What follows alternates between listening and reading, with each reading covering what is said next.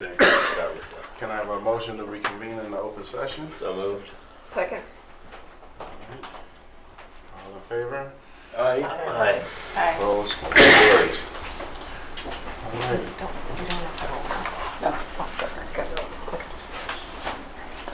All right. Do we have any public appearances? Nope. All right. No. Move on to the consent agenda. I move approval of the consent agenda as presented. Second.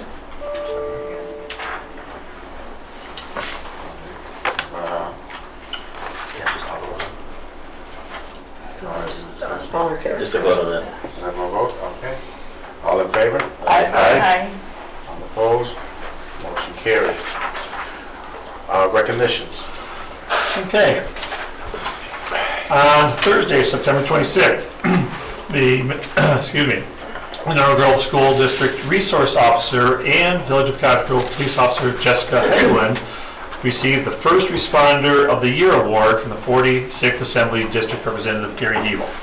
As a school resource officer, Officer Jess, as she's known, works to provide safe learning environments, provide valuable resources to school staff members, foster a positive relationship with students, and develop strategies to resolve problems that affect our youth with the goal of protecting all children so they can reach their full potential. She has worked hard to help middle schoolers connect in a positive way with law enforcement. So, congratulations to Jess. Yes. MGHS Band Director Kara Collins recently received a grant from the Madison Civics Club. Kara used the grant to purchase a new clarinet for a freshman student and to repair a clarinet for a junior student. Both clarinets will be added to the band inventory and will continue to give students the opportunity to play music in band. Jared Rosing has been awarded WASBO's Shining Star. The purpose Way to go, Jared.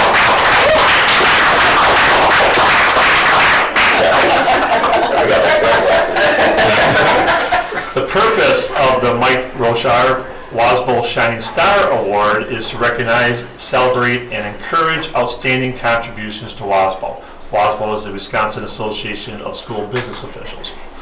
In the nomination letters written on Jared's behalf, there are continual references to Jared's exemplary leadership, creative problem solving, and commitment to professional development.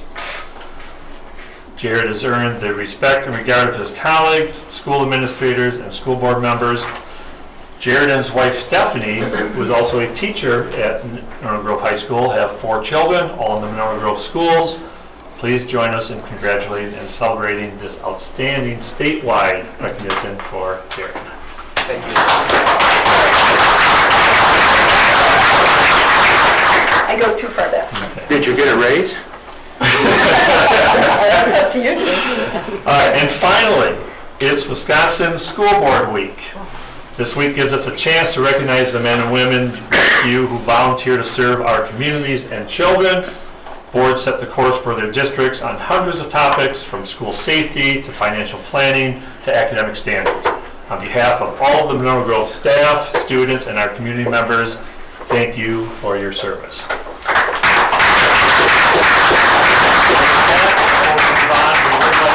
To stand up, we'd like to have a group photo. I couldn't have done it without We're not done with fine young people here on the board.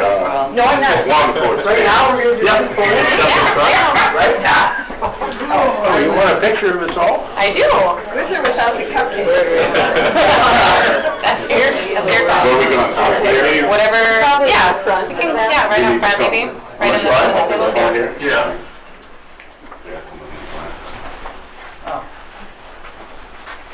The answer to your question, Dean, is if we could afford to give Jared a raise, we wouldn't have to give him awards. Hey, do we go by height or width? Neither. I'm 6'7". I'm going to be back here. You already know that. All right, guys. Act like you like each other. All right. I'm going to take one more just for good measure. Perfect. Thank you. Way to go, everybody. Good to you.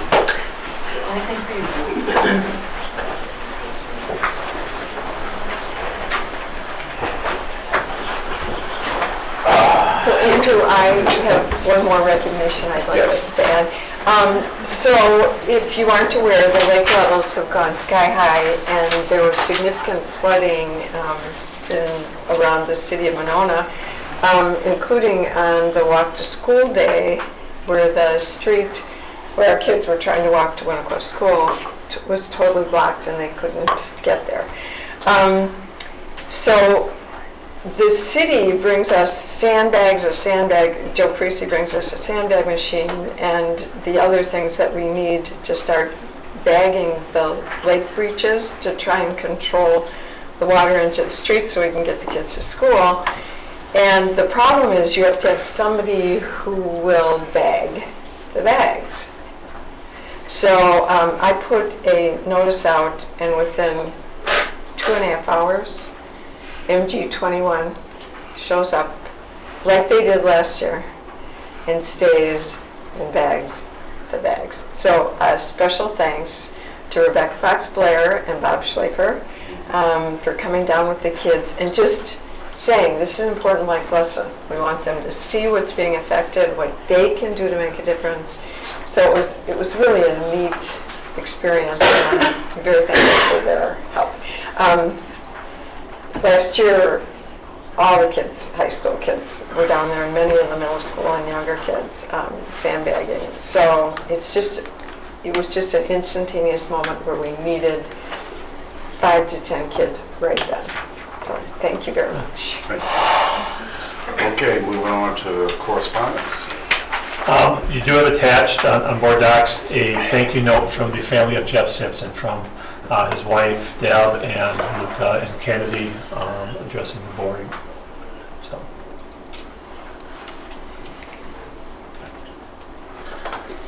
We're moving on to administrative reports. Okay, so students would like to come forward. So we have our athletic director, activity director, Jeff Schreiner, his annual report. He's not able to be with us tonight as another commitment, but you have his written report attached, and our student athletes, however, the leadership team are going to present tonight. Thank you very much. Thank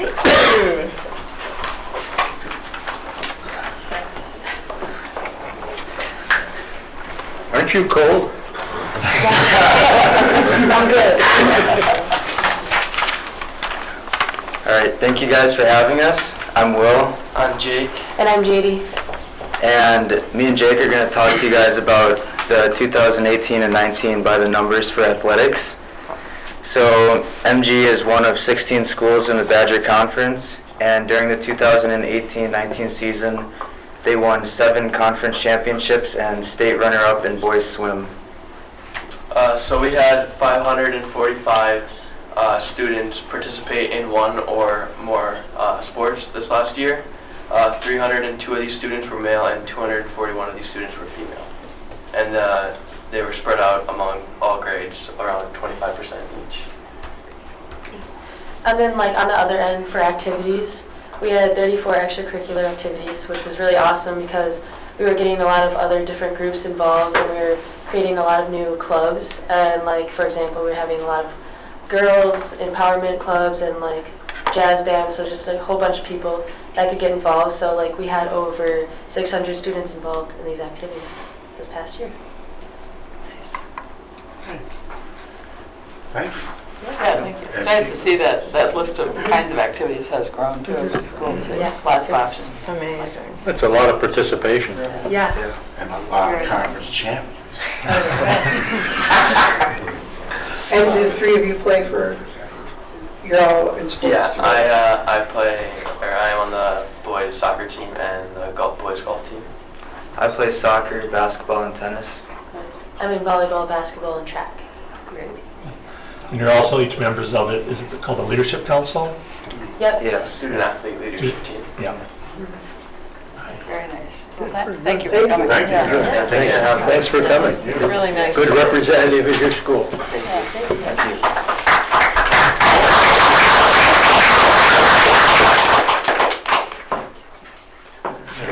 so we'll move on to the director Business Services, Jared. All right, so I'm going to give an update on our third Friday enrollment report. So the third Friday was actually back on September 20th, and just a reminder, the third Friday is what really starts driving our revenue limits based on enrollments. So what you'll have attached to board docs is the typical report that we show. We have a total overall enrollment in seats of 3,515 students. That includes both residential and open enrolled. You'll see by grade and school level, the number of sections, what the average class size is based on board class size guidelines and our goals. And you can see that majority of our classes were at that goal level or just below that, so we have some nice class sizes. What's great about this is we grew by 48 students from last year, and of those 48 students, we had a 28 FTE increase, which is great on the revenue limits. When we were doing the budgets, we're off about by 10, so I think that's pretty good. When we look at it, we're a little short. We wish there was more, but that's all right. We planned for that during the budgeting process. So we're looking at right now enrollment for our third Friday count of 3,515 students with an increase of 28 FTEs over last year. Any questions?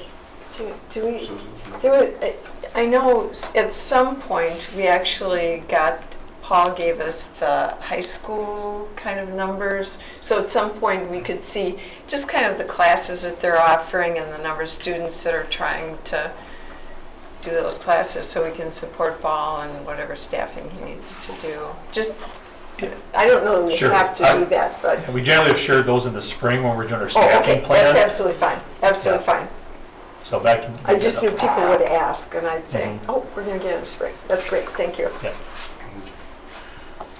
Okay, moving to the superintendent's report.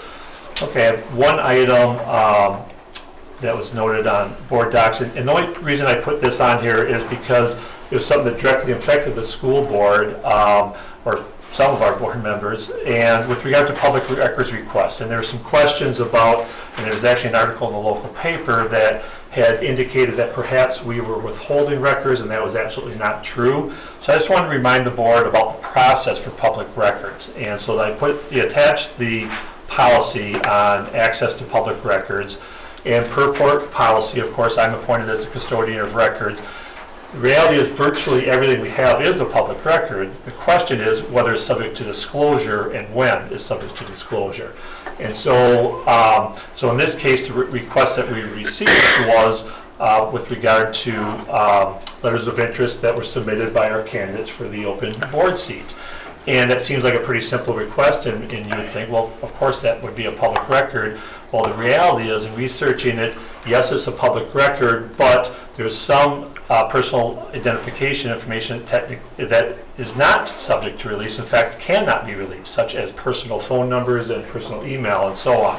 And so I just wanted to remind the board that, you know, anytime that you might get a request or refer to me, that as much as it many times seems like a very simple process, every one of those are tracked. Joyce keeps track of all of our record requests, and we do look really carefully just to make sure that before we release that there isn't any confidential information that shouldn't be. If there is a reason that we were not to release, we have to give good reason for that in writing to the requester. It happens very, very, rarely. And what more likely it will happen sometimes, again, perhaps might be some redaction. So I also attached just a letter that was written to the Herald Independent that accompanied the release of the information. And that's pretty typical what we do. I don't consult an attorney every time. Most records requests are pretty easy. But if there's ever any question, and our policy actually mentions that, of course, seek legal counsel if there's any doubt at all about whether or not something should be released. So I said, because it came up, I thought it might be a good time just as a review for everyone about, we do get quite a few requests. And records requests are different than information requests. We provide information all the time and very freely, and especially with the Herald Independent. But when there's a specific request for an actual record is where the policy kicks in. So,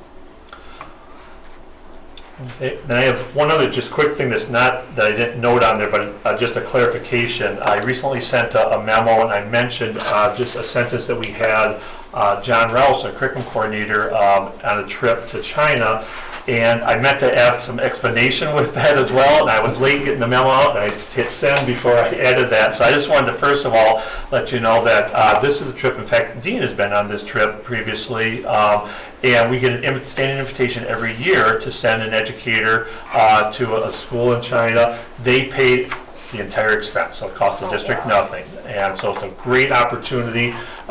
This is the first time we've been able to send someone. We've had some people interested in the past, just haven't been able to work it out. So we're thrilled to have John there. While he's there, he'll be giving a presentation, about our school. And so I'll share more information when he returns. Maybe we can bring him in for a report, but I'll certainly share the information about it. So It's a 14-hour flight, though. But it's amazing. yeah. You think of Magellan taking, years to go around the globe, and you can get to Beijing in 14 hours. So, It's, and part of that partnership, we've actually hosted some students in the past as well, middle school age students. I hope that can continue. So, yeah. So we haven't sent students over there yet, but first step of sending the staff members. So. All right, we'll be moving on to our board reports. Susan Fox.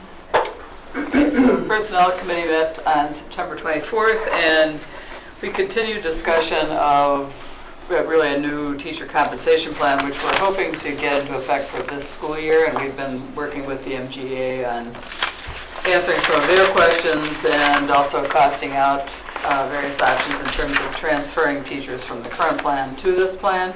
And most of their questions at this meeting revolved around that, about how they'll be placed. Teachers like the idea of paying more attention to years of experience than steps, and we have those hard-to-hire issues, so there's more conversation to be had about that. And then, of course, compensation amounts, which we're still working on too. So hopefully there'll be more concrete. I forget what our next meeting. Yeah, we have a meeting coming up in a couple weeks, I think. So we may have more specifics at the next board meeting. Questions? Okay. Ad hoc sustainability. Yeah, the ad hoc sustainability meeting had their first meeting October 2nd, last Wednesday, October 2nd. Mostly, we was getting to know each of the committee members and talk general discussions about direction and brainstorming where we're going. We did review sort of the history of what the district has done in terms of sustainability, energy efficiency improvements, and the costs we have for energy. And we discussed the direction. What's the board members should know is that our next meeting, which will be next Tuesday at 5 o'clock, will take place. We'll actually not be here in the building, but we'll start at MATC, where we will get a review of a tour of the facility there, which is on the rooftop of MATC, which is the largest solar power installation in the county. I think when it was built, it was the largest one in Wisconsin, but I don't think it is anymore. And one of our committee members, there's quite a bit of expertise on our committee, is actually at MATC and was fundamentally involved in that project, and he is going to lead the tour. We're inviting a few other people, so I'd like to invite all of the board members to come if they can to that, to participate in that. To the tour, and you'll see the agenda when it comes out with where we'll be meeting with the address. But that's next Tuesday at 5. We'll continue. We have a room that's there to continue the meeting. We'll have a discussion. It's probably not big enough for everybody. Might not be big enough for everybody who might come on the tour, but everybody is invited on the tour. Dean? I'd like to congratulate Peter on the committee. It was a good start, and I think I haven't sat on a committee where I think a lot of the members had expertise and were fully and enthusiastically participating, and I think that we have a lot of hope and expectation coming from that committee and you, Peter. Right. Well, there's a lot of expertise and there are a lot of good ideas, and sorting through and picking things that we can work on is going to be a challenge. I think we have too much to do, but the kind of expertise that we've got on this committee, when they're talking about sustainability, somebody sent me some questions. He says, well, at the new site, don't let them scrape off the topsoil when they're doing the grading, you know, because it's common when the developers to scrape off the topsoil and sell it. Well, you need that topsoil if you're going to do, say, for example, you know, put trees up, which can help with your sustainability. And so it's that kind of level of detail and that kind of expertise that we see on this committee, and it's very, it's a really Yeah, I just read interesting. something about that, yeah. What's right? I think it's an Top interesting something, yeah, that's interesting. point of view, some points of view. So I think hopefully some good will come of this. Good. Just for everybody's edification, if you look at the numbers, we spend $650,000 a year on electricity in this district. That's $650,000 out of our operating budget, and it's money that we can't pay to teachers or our shining stars or anybody. So if we, you know, so there's a big pile of money out there that we can hopefully, you know, may be able to in the future take some make some improvements on that. The other thing that I thought the committee did extremely well, and Peter kind of directed this, was it was a new committee and he did a really nice job of introducing them to kind of the rules of the road on committees. That actually is now in our policy, but he put up board docs, showed them how to get into board docs, showed them how the things we posted, talked to them about the board charge, and again, that's now in the policy we have drafted that we did the first read on before. But it's interesting when you look at that, and then you look at how well that works when you go into a brand new committee like that with all new members, that gave them a level playing field, which was really nice. One of the committee members suggested that we start a list and we do it on Google Docs, which we can't do. What was that? Can't do a Google Docs in a committee because it's created a meeting. That would be a you know, violates the open meeting law. Yeah, violates the open meeting law. Okay. Thank you, Peter. Teaching Learning Equity Committee. We had our first meeting of the year with 3 new community members yesterday, October 8th. And our next meeting is scheduled for November 12th. We went through kind of the review of the report that we submitted to the board last year. And we looked at all the recommendations. The discussion kind of revolved around some reoccurring themes of last year with data and what the school district is doing now. So I think we'll just do kind of a revision on some of that and to get started this year. And it's kind of how we ended the meeting. And I would also add, Eric ran the discussion was really interesting. I mean, the different viewpoints on the committee and the new members, I think, will bring a lot to your group. It was fun to watch. All right. Moving on to Policy Committee. Susan, ma'am. Well, we met at 8:30 this morning and discussed Board Policy 0155 committees. Effectively, the draft that you'll see tonight, so I don't want to be redundant on what I tell you.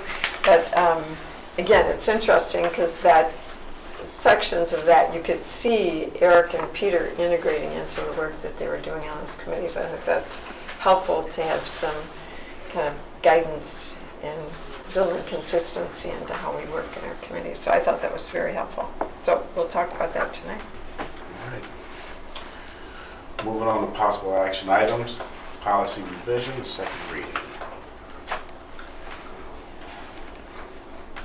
So, yeah, say something about, just because Susan wasn't here at the last meeting, we talked today about, at the last meeting, we presented the recommendation that is still our recommendation, which is version A here. If you look down, there are 4 documents.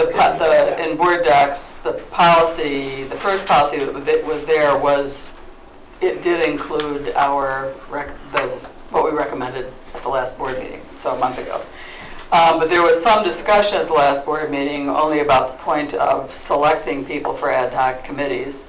Our committee was recommending and still recommends that we include language that says that the board president and chair will consult members of the committee. We did that again just recently for TLE. We had a public meeting and, chose our membership. So we've done that a few times. It's also been done where there's not a public meeting and there's no discussion by board committee members of potential committee members to be on their committee. We like the idea of having other board members weigh in and sharing their thoughts, so that's our recommendation is still A. And if you look at, because we discussed this again in the meeting today, that's all we meant to discuss today.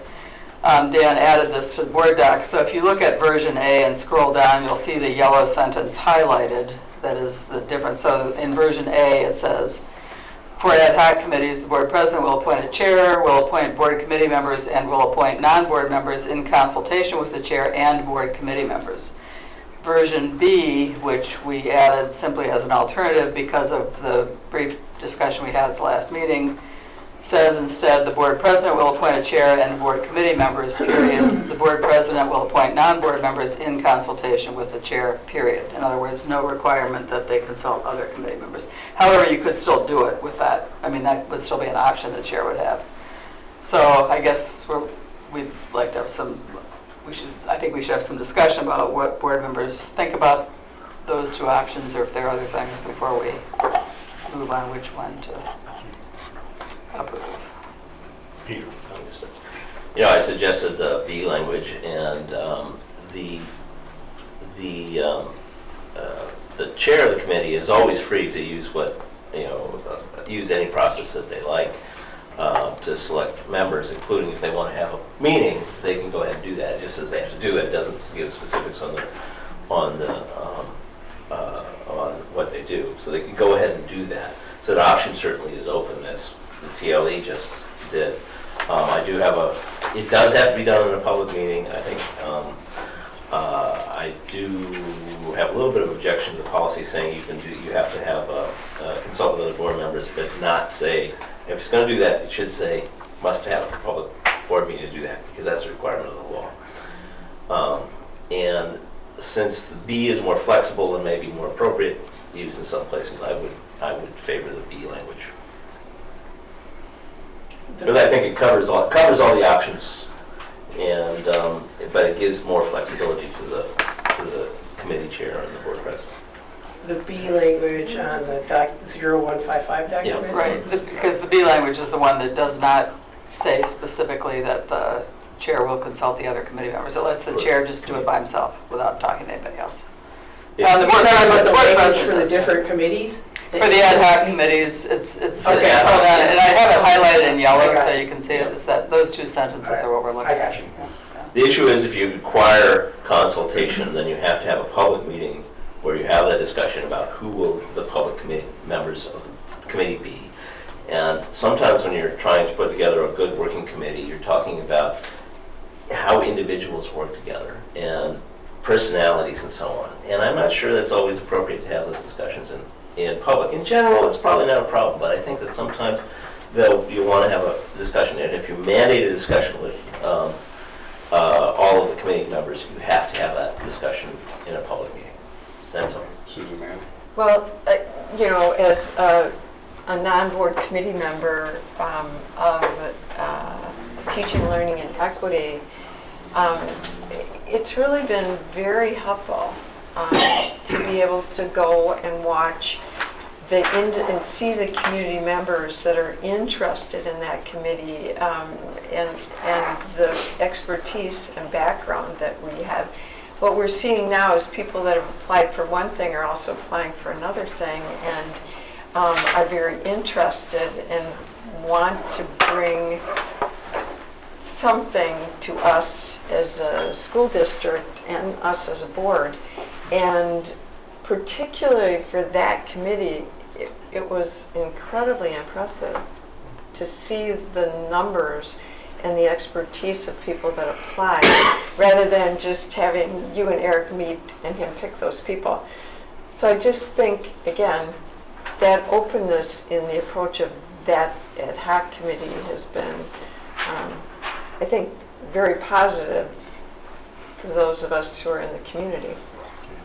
I guess my thought is I'm less concerned about people listening in than I am about the board committee members having a say, and it feels like a much more collaborative process to me.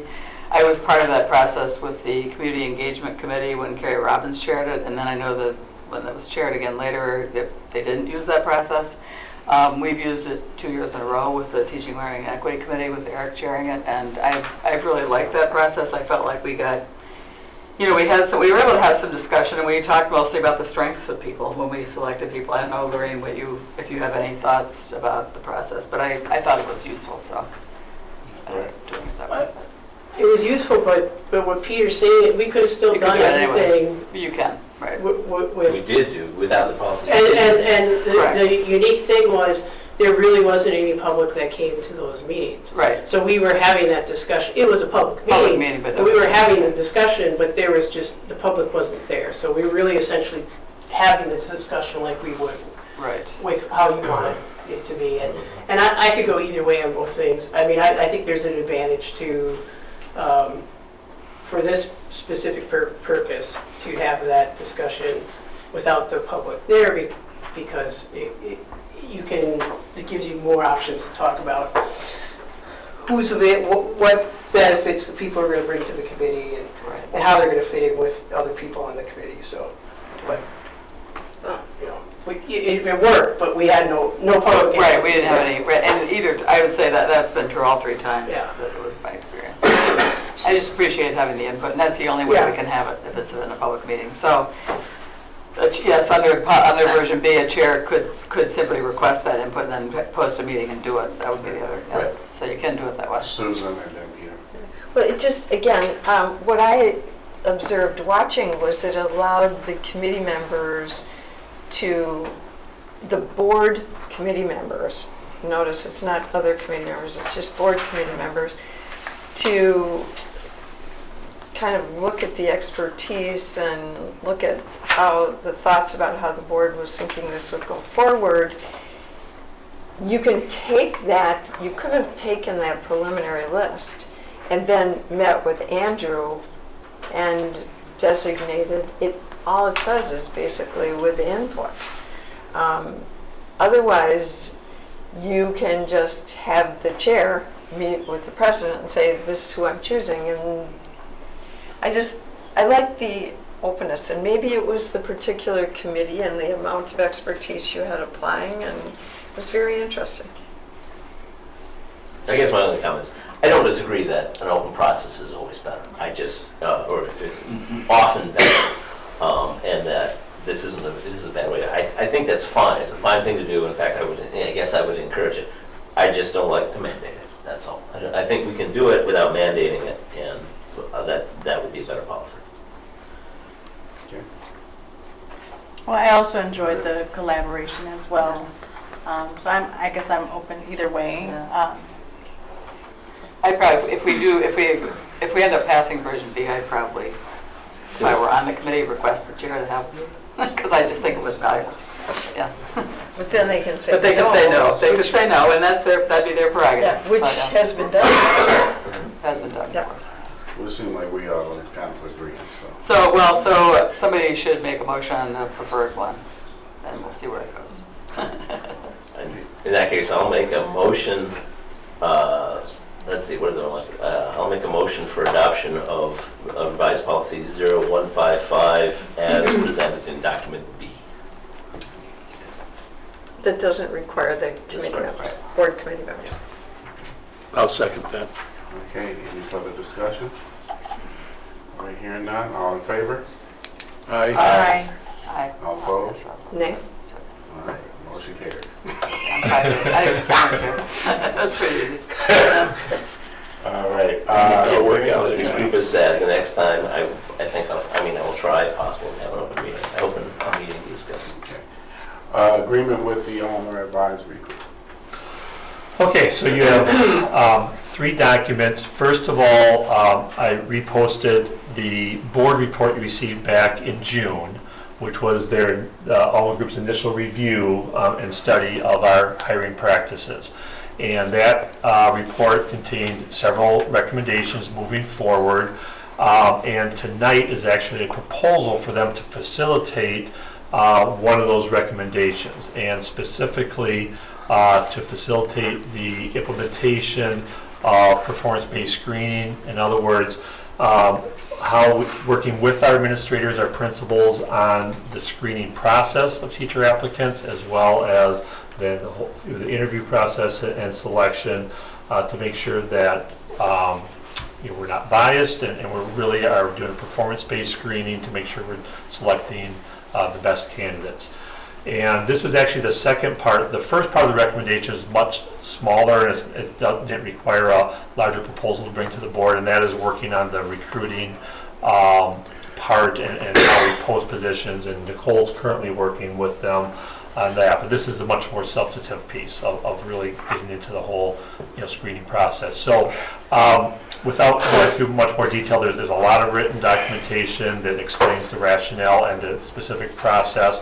Nicole and I have had many conversations since June with Monica and her team moving forward, and we're really excited about this opportunity, and we're asking for the board to support this agreement tonight.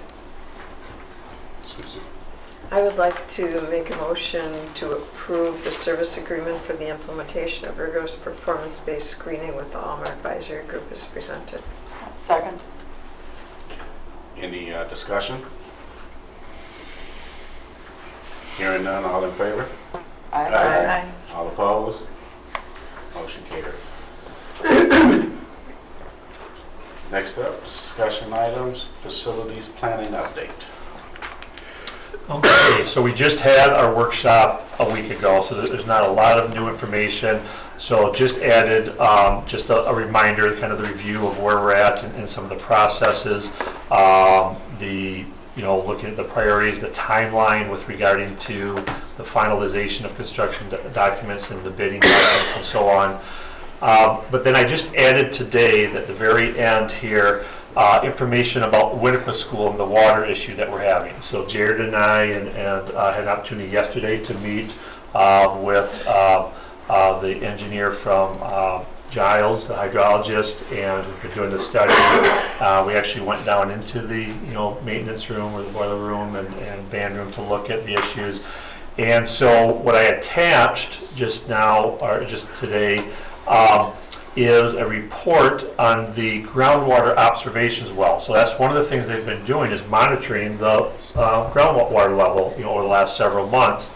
And what's interesting with the heavy rains that we recently received, if you look at the last couple dates there on the October 2nd, up on the red dot, we received just over 3 inches of rain. The groundwater level went from 850 up to almost 851.5, about 1.5 foot, the groundwater, just from that last rain. And so that's what they've been monitoring, because the likely solution, in fact, I think we probably made the decision on the solution, is really to raise the floor, add several inches of concrete so that the water level would not come up below there. And so the key is to understand what is that maximum water level going to be, so we know how much concrete needs to add. So there's a lot more to it than that. I'm going to try to give a brief explanation of that process, and Jared will correct me when if I make any mistakes with this. But it is really interesting. So one of the challenges, it's just like anyone who has water in their basement. Okay, there's water underneath, the water comes up. One of the things that we found is that there are 2 very large sump pumps, okay, in the boiler room. And most homes have a sump pump, and it has the drainage, tubes that will take the water from underneath the foundation to the sump pump. These have none. And so to try to understand what the design was, so what they are used for is there are actually drains in the floor. So as the water comes up through the floor and accumulates and then goes into the drains, then it goes to the sump pump and out. That's how it was designed. Yes. That makes no sense. And no one has any idea why it was designed in such a way. When was this designed? Like in the Back 50s? in... Which means it will flood. Yeah. There right now. More recently than that, but we must. No, so those were original. Look at the lake In the levels. 60s. Come down to the aisle. So You gotta drop the have pump. we had water in the mechanical room too? Yeah. Okay. Okay, because we always had it in the music room, I know, I didn't. Yeah, it must so have been- after the board meeting, if anyone would like to see, I actually took a video on my phone. It's actually running. The water's coming up at such a level, Yeah. and it runs into the drains, and that's been going for a year and a half. That's crazy. I think we had a 3-week break with no water while it froze last winter. And the other thing I would caution you about that can happen, because that's what happens with us, is that something happens, if the electricity cuts off, if you don't have some type of way to move that to gas or to something We have else. generators. You have, well, but it has to so if they have this problem, I don't know about the Yeah. others. Well, really, these sump pumps aren't solving the problem. They're not solving the problem, They right? don't do much It for us. fully floods, and that's exactly the issue that we needed to bag, thank you MG 21, because we had the full flooding and it overloaded the pumps. Yeah. So, okay, so, and then of course, same thing, because that water is not being released, is coming up through the band room floor as well. So what we learned is that the other music room, back at the time it was a middle school, that was the vocal music room, that was repaired 10, 12 years ago by the same thing, by raising the floor significantly. So that there was an issue there as well that they addressed. Evidently that was not a major issue in the other room, now it is. And so it will be repaired this summer. And the short-term fix to help get some more of that water out is to actually be able to drill holes and put drainage tubes into the side of the sump pump. That would be a temporary fix. That would not be a long-term to help relieve some of the water for the next 6 months until summer. But then, so the solution then, waterproof the current area and then put several inches of concrete over the top, which will then allow so the water will not be able to rise through. The solution of trying to put some underground drainage system is complicated, and it would always require maintenance and annual expenses, where this is a one-time expense. And they're confident this would be a long-term solution. This worked very well in the other room. So the big challenge or the cost is, of course, we have all those mechanicals. Now the good news is we're replacing all the HVAC, all the boilers and so on. And so that's easy the time we tear those out. The problem is, though, we have things like electrical units and boxes along the wall that likely will need to be moved because they're too close to the floor. So that's where the real expense, or an expense, will come in. So what they're working on now is to determine exactly how many inches of concrete. Normally they would do it in increments to match the current steps going down. So either 7 or 14 or 21 inches of concrete. So that will happen this summer into the mechanical room, as well as the band room. While they're repairing the band room, also looking at the idea of there is a short little chairlift or elevator, because there's chairs going down. Could they instead use a ramp? Because that would have to be replaced. And so I think they're looking yesterday, they believe they'll be able to do some sort of ramp system, which will save us some money and be easier to use. So They're offering us like a bundle package. yeah. So right now they're working on the details of this, and we'll certainly in the next update keep you informed. But the good news is there is a solution. It's not an inexpensive solution, but it's been quite an ordeal, and we've got to learn more about water. And then I guess the other piece of it that mentioned is one of the concerns was where the water is coming up. It's been such a large volume, it's creating voids underneath the layer of concrete, and there's sand there, and that sand is actually coming up as well. They have been able to measure those voids. They're not significant at this point. They're not good storage space. So I think the largest 2.5 inches. Yeah. Okay. So Jared, I'm sure I messed something up in there. How? And the building is safe. Okay, thank you. We obviously have verified the voids. As long as you have a boat. Yeah.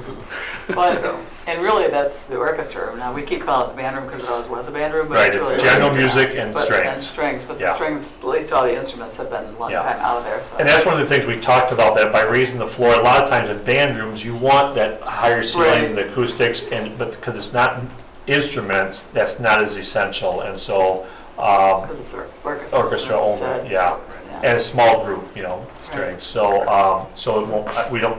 We'll still certainly have soundproofing and so on, but to raise it a little bit is not as significant. And it's, I mean, obviously you never want water in your building, but it is running water, so it keeps moving. So obviously, standing water, you do have that potential of mold. I mean, obviously, any type of water, you have the potential, but at least it's moving through, so we're not having standing water where it becomes stagnant and stuff. So. Angie's been part of all these meetings as well. Anything to add? Yeah, to get up there, so. No, I think that's pretty good summary. We got enough arm flow. We're not making a swimming pool. I was gonna say, do we got enough arm floaties for the kids? Floating around the school. Okay. What have we learned from this? Don't build a school in a swamp? I think that's a good lesson. A lot of people in Monona don't build their houses. That's right, exactly right. One, there are interesting things as far as where's the water coming from, and they determine it's not coming from the lake towards the building, it's actually going from the east. And maybe some of you It's residents actually- know that already, but yeah. That's come up It's somewhere. actually 1.5 foot above the lake level, so it's flowing down toward the lake. Yeah. Well, so for instance, even the homes along Toniawatha that are up high off the lake, we get so much drainage off the top of Baskerville that it's flooding the bottom of the homes. It's drainage. And if you watch the lake levels, it matches this exactly. It'll tell you exactly what's going to happen. Mother Nature.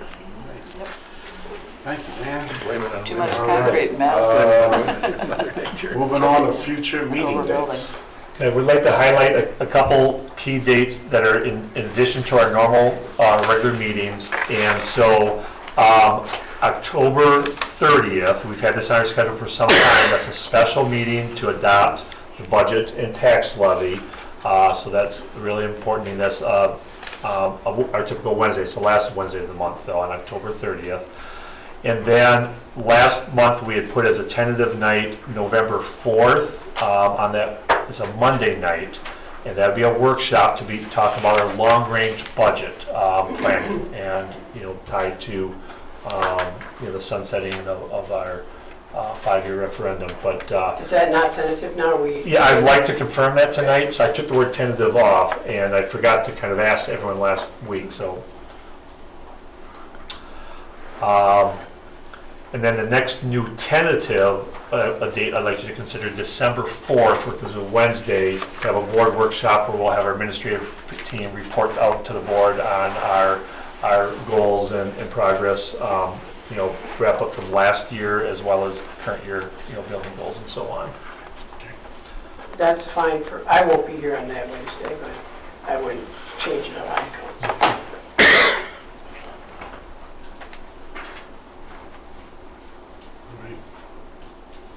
Anybody have any questions or anything about the future dates? I'd like to hear a motion to adjourn. So moved. Second. All in favor? Aye. Motion carries. Good job, everybody.